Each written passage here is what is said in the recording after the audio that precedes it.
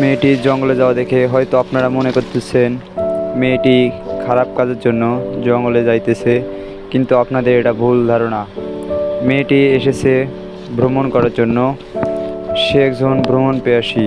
তার একটি আমরা গান দেখব এখন, ইনশাল্লাহ।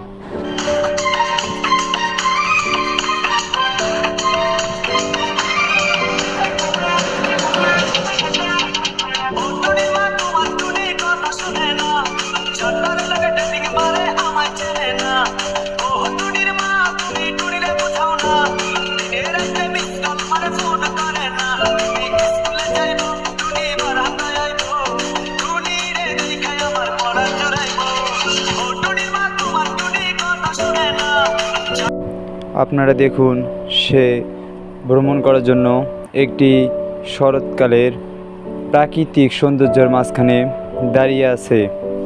চারিদিকে কাশফুলে ভরপুর সুন্দর একটি প্রাকৃতিক দৃশ্য, যা দেখলে সকলের মন জুড়িয়ে যাবে। এই দৃশ্যের মাঝে সে নিজেকে হারিয়ে ফেলতেছে বারবার।